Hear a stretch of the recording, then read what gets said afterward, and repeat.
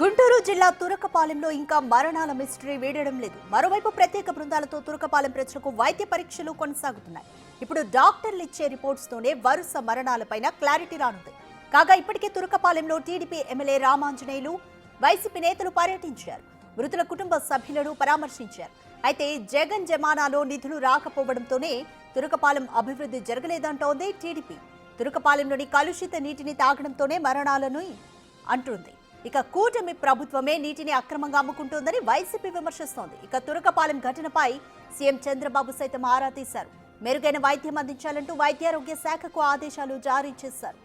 ఇక వరుస మరణాలను బొడ్రాయిలో లోపాలంటున్న స్థానికులు మూఢనమ్మకాలతో బొడ్రాయిని సరిచేశారు.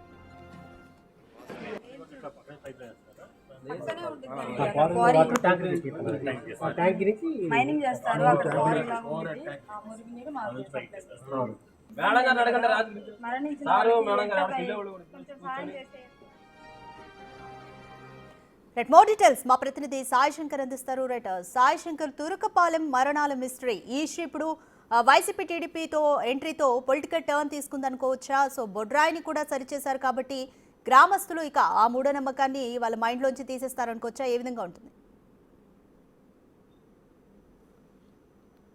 ప్రధానంగా తురకపాలెంకి సంబంధించినటువంటి వరుస మరణాల మిస్టరీ ఇంకా వీడినటువంటి పరిస్థితి లేదు. ఒకవైపు వైద్య ఆరోగ్య శాఖ పెద్ద ఎత్తున కూడా అక్కడ శిబిరాలను ఏర్పాటు చేసి ప్రతి ఇంట్లో కూడా సర్వే నిర్వహిస్తున్నటువంటి పరిస్థితి ఉంది. ప్రతి ఇంటికి వెళ్ళి అంటే చనిపోయిన కుటుంబాలే కాదు, మిగిలినటువంటి మొత్తం అక్కడ ఉన్నటువంటి 250 కుటుంబాలకు సంబంధించి ప్రతి ఇంటికి వెళ్ళారు. వాళ్ళు ఇంట్లో ఉన్నటువంటి కుటుంబ సభ్యులందరికీ కూడా వైద్య పరీక్షలు నిర్వహించి వాళ్ళ దగ్గర నుంచి బ్లడ్ శాంపిల్స్ని కూడా కలెక్ట్ చేశారు. ఎవరైతే చనిపోయినటువంటి కుటుంబాలు ఉన్నారో వారికి ఉన్నటువంటి వాళ్ళ దగ్గర నుంచి బ్లడ్ శాంపిల్స్ అయితే కలెక్ట్ చేశారు. ఇది గుంటూరు మెడికల్ కాలేజీకి సంబంధించినటువంటి టీము ఒకసారి సర్వే చేస్తే, మరోసారి డిఎంఏకి సంబంధించినటువంటి ఆధ్వర్యంలో మరో టీం కూడా సర్వే నిర్వహించడం జరిగింది. ఎక్కడా కూడా ఈ వైరస్ వల్ల చనిపోయినటువంటి నిర్ధారణ కానీ లేకపోతే ఇంకో అంశాల వల్ల చనిపోతున్నటువంటి అంశాలు కానీ పరిగణనలోకి వస్తున్నటువంటి పరిస్థితి లేదు. కాకపోతే సుడోమాలి అనేటటువంటి ఒక బ్యాక్టీరియా వల్ల కొంతమంది తీవ్రమైనటువంటి వ్యాధికి గురయ్యి ఒక్కరు చనిపోయారనే విధంగా కూడా నిర్ధారణకు రావడం జరిగింది. మిగిలిన వాళ్ళు ఈ బ్యాక్టీరియా వల్ల ఇన్ఫెక్షన్ అయినటువంటి వాళ్ళు గుంటూరులోనే ఒక ప్రముఖ హాస్పిటల్లో చికిత్స పొందుతున్నారు. అయితే మిగిలిన వాళ్ళు ఎవరికి కూడా ఈ వైరస్కు సంబంధించి అంటే ఈ బ్యాక్టీరియాకి సంబంధించినటువంటి అంశాలను కూడా గుర్తించినటువంటి పరిస్థితి లేదు. ఈ బ్యాక్టీరియా నిర్ధారణ అయినటువంటి కుటుంబాల్లో కూడా కొంత బ్లడ్ శాంపిల్స్ని అయితే కలెక్ట్ చేశారు. మొత్తంగా అయితే ప్రస్తుతం బ్లడ్ శాంపిల్స్ ఆధారంగా వచ్చేటటువంటి నివేదిక ఆధారంగానే మరణాలకు సంబంధించినటువంటి అంశం పైన ఒక నిర్ధారణ వచ్చేటటువంటి అవకాశం ఉందనే విధంగా కూడా వైద్య ఆరోగ్య శాఖ అయితే ప్రస్తుతం చెప్తున్నటువంటి పరిస్థితి ఉంది. నిన్న ఈ అంశానికి సంబంధించి ఇటు కూటమి ప్రభుత్వం నుంచి ఎమ్మెల్యే బోర్లా రామాంజనేయులు కూడా అక్కడ పర్యటించడం జరిగింది. స్థానికులందరితో మాట్లాడడం జరిగింది. ప్రస్తుతం వైద్యులు అందిస్తున్నటువంటి విధానం కానీ జరుగుతున్నటువంటి సర్వేలకు సంబంధించినటువంటి అంశాలపైన స్థానికులకి వాళ్ళకి భయాందోళన లేకుండా ధైర్యం చెప్పేటటువంటి ప్రయత్నం అయితే చేయడం జరిగింది. అయితే ప్రధానంగా అక్కడికి వెళ్ళినటువంటి ఎమ్మెల్యేకి స్థానికులు అనేక సమస్యలను చెప్పడం జరిగింది.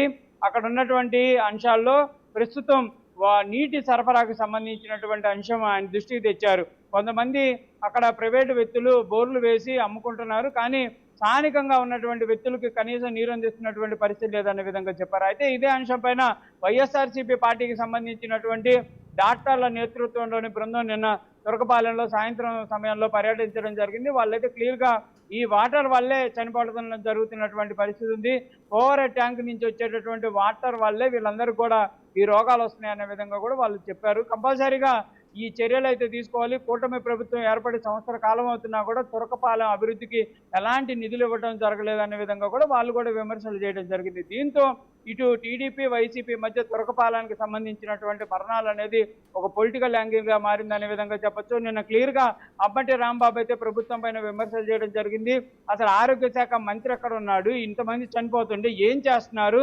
చనిపోయే వరకు ఎందుకు 30 మంది చనిపోయే వరకు కనీసం వైద్య సౌకర్యం కనిపించలేదనే విధంగా కూడా ఆయన ప్రశ్నించినటువంటి పరిస్థితి కనిపిస్తుంది. మరి దానికి సంబంధించినటువంటి అంశాలపైన ఈరోజు కూటమి నేతలు ఏమైనా మాట్లాడతారా?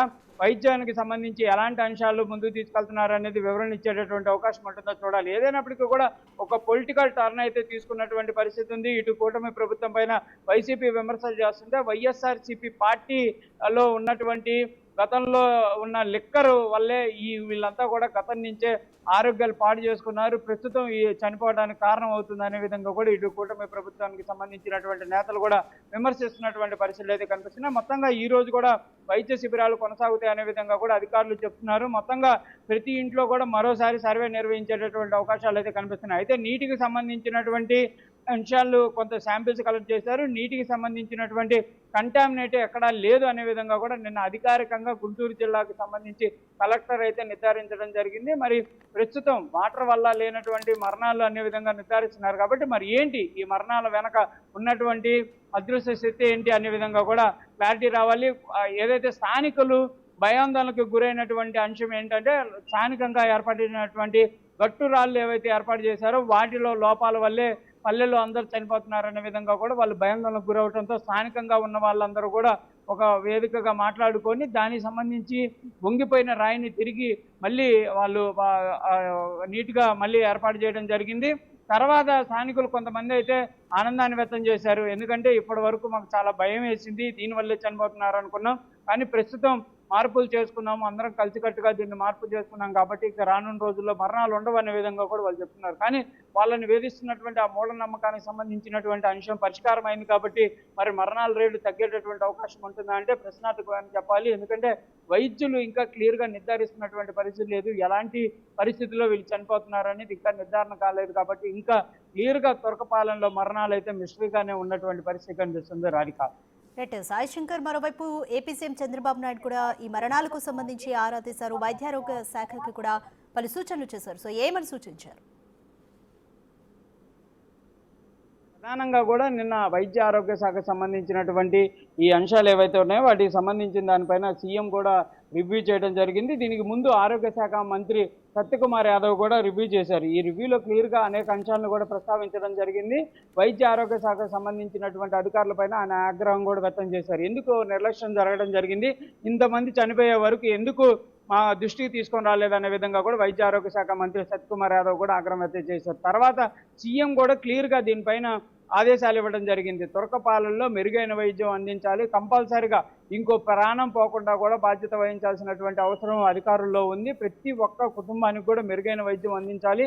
అక్కడ అసలు ఈ మరణాల కారణం ఏంటనే దానిపైన వెంటనే కూడా నివేదిక తెప్పించాలి అనే విధంగా కూడా ఆదేశించడం జరిగింది. వైద్య శిబిరాలు ఏర్పాటు చేయాలి, ప్రత్యేక బృందాలు అక్కడ పర్యటన చేసి ప్రతి కుటుంబాన్ని కూడా పరిశీలించాల్సినటువంటి అవసరం ఉందనే విధంగా చెప్పారు. ఇంకోటి, అక్కడ కనుక మరణాలకు సంబంధించినటువంటి అంశాలు ఏదైతే కారణం ఉందో దానిపైన వెంటనే చర్యలు తీసుకోవాలంటూ కూడా ప్రజాప్రతినిధులకు కూడా ఆదేశాలు ఇచ్చినట్టు తెలుస్తుంది. క్లియర్గా ఈ రోజు సీఎం ఆదేశాలతో మరింత దూకుడుగా కూడా అక్కడ పరిస్థితులను అయితే మెరుగుపరిచేటటువంటి అవకాశాలు కనిపిస్తున్నాయి. వాటర్ సంబంధించినటువంటి అంశాలు ఉన్నాయనే విధంగా స్థానికులు చెప్తున్నారు. కాబట్టి నిన్న క్లియర్గా ఎమ్మెల్యేని అక్కడికక్కడే కూడా వాళ్ళపైన చర్యలు తీసుకుంటామన్నారు.